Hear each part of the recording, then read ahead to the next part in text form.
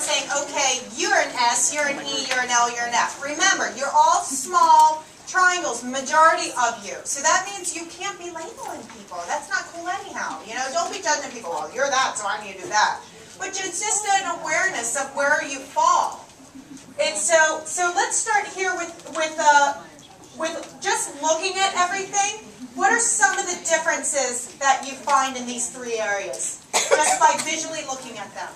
So I think it's hilarious that financially they all go the same color, they all go everybody hear that? very, and then admissions is like all colorful. We're creative. We're the creative. I think it's very appropriate. Yeah, it is. And the registrar used some pens, but it is. It's like, okay, we're doing linear thinking. That's left brain. Admissions, a little bit right brain. Yeah, there you go.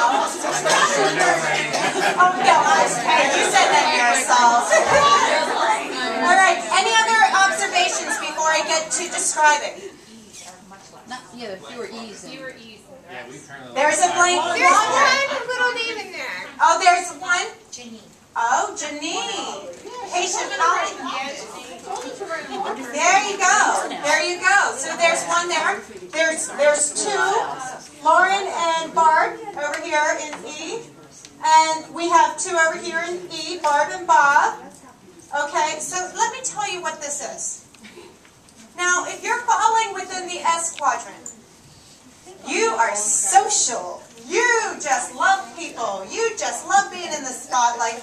You love just being assertive and fun-loving. And you're very competitive. You are also a change junkie. You love change. Let's make it fun and exciting. Let's change it up. So inspiring, you're open, direct, outgoing. Those are some of those attributes. Those are those good qualities. And we're going to stay focused on those good qualities as we move over to E. For those who are E, they're very practical, orderly, very direct, self-determined, organized, goal-oriented, dependable, and ambitious. Okay? And you'll see that this directive, that means the high need to direct. They could take it or leave it down here. This is affiliative. I love people. Yeah, I could do with or without. Okay? Because there are lots of professions out there that don't require you to be working around a lot of people. So in this quadrant, you might have those project manager types, that like to say, okay, who's on first, who's on second, who's on third, and who's going to do it by when. That's these type of folks. These folks are saying, I have the greatest idea ever, and we so need to do it, and then after that, let's do this and that. We can go to the world. We can, which is great. These are those big idea thinkers. There's those big ideas. So L's, they love keeping peace in the family. They're not big fans of conflict. They're team-oriented. They're the ones who says, I can do it. I have 50 things on my plate, but sure I can help you. So it's helpful, trusting, sensitive. They're the ones to say, how was your weekend, Gina? Oh my gosh, how's the grandkids? Oh, the new house, how's it going? It's probably not so new anymore, is it? It's like those kind of things. And Gina might be like, yeah, a little bit too much for me right now. So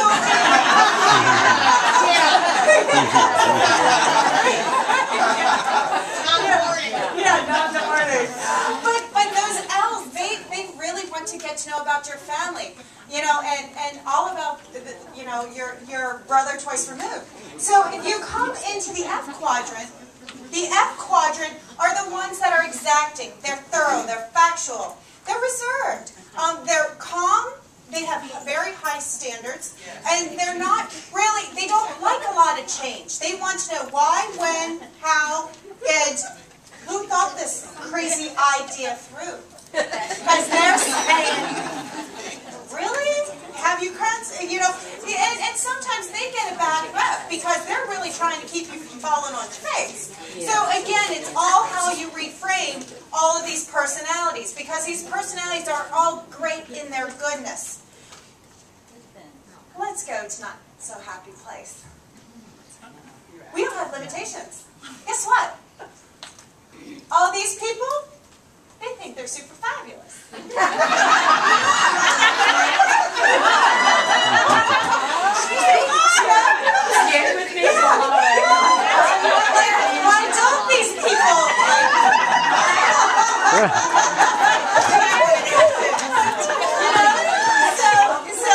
Yeah, Marsha's like, let me write that down. You'll get this. That's what makes it good and that's what makes it bad, right? If we're all around S's, what would happen if we had a group of all S's and nobody else's? It'd be one big old party and we might not get our class, or whatever it is. The verifications might just not be priority, or whatever. But that's where it's really the blend of the team. So they can be seen as pushy, intimidating, overbearing, impatient, manipulative, abrasive, reactive, and domineering. I'll tell you 9 times out of 10, the F's, because I'm a little bit of an S. You don't know? I was going to say. But I'll tell you, those that are F's, I've been so blessed in my life for them to tell me that, you know what? That's what I'm thinking about you right now. Earlier in my career, I'm like, man, I really need a shift. So believe me, you do get more bees with honey. So you look at how you can do it, because at the end of the day, what are we doing? We're serving students and parents. And one another too, right? Because a lot of times the things I do depend on you, that depend on you, that depend on you, that goes up to the whatever. All is connected. We're all connected.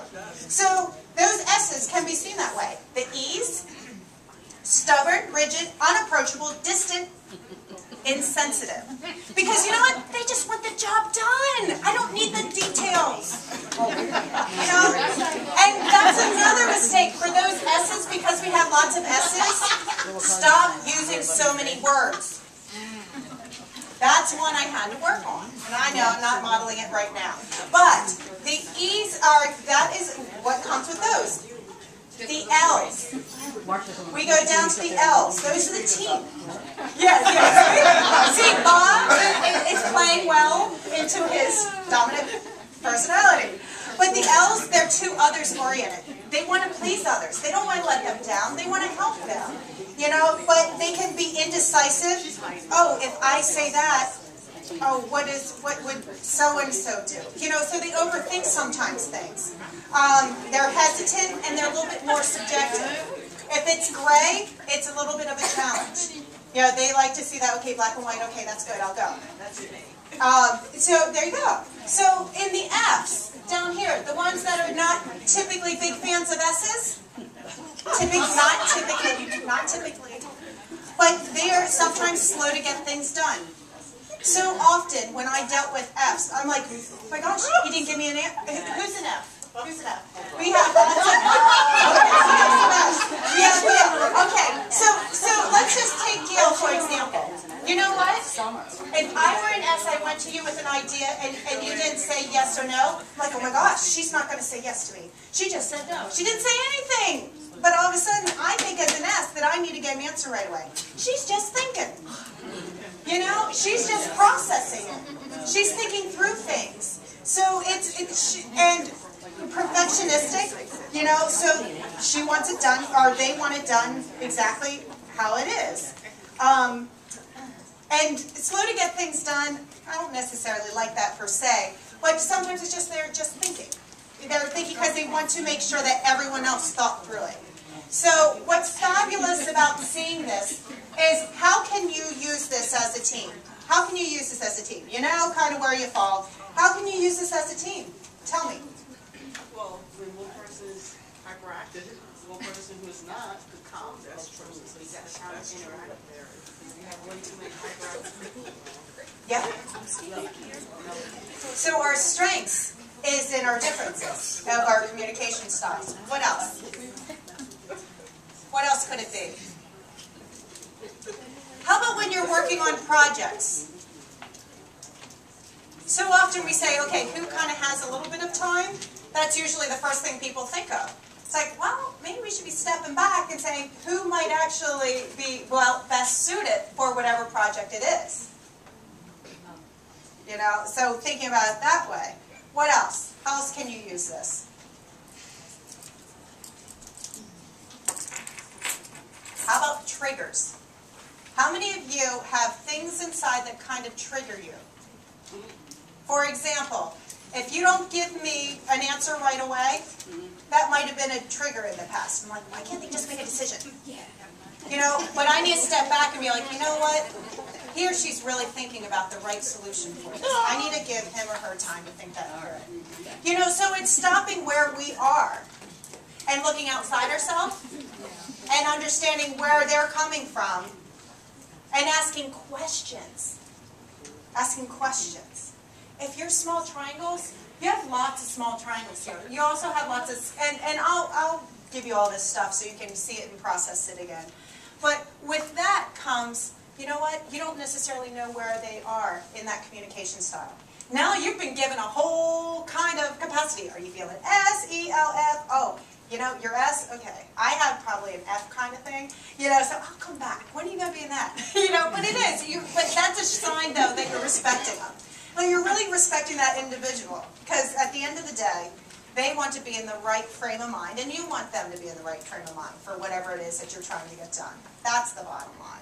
So, that's the end of the self. However, I want you to do one last thing, and I'm going to give you your board back. We just looked at all of you individually. Everyone as a department has a brand. What is a brand? Kind of what you're known by, right? And I apologize, before we switch into that, we didn't have the really fun part of it all. Guess who your boss is? Where did your bosses fall? So, I want you to really write down, for those who have pens, or keep in your mind, or think in your mind, you know, those who are in registrar, who's Joe? You know, those who are in missions, where might Marcia fall? You know, the size of the triangle and the quadrant. Dana. Where might Dana fall in that? Okay, so get it in your head, and then I'm going to ask them to share. Okay?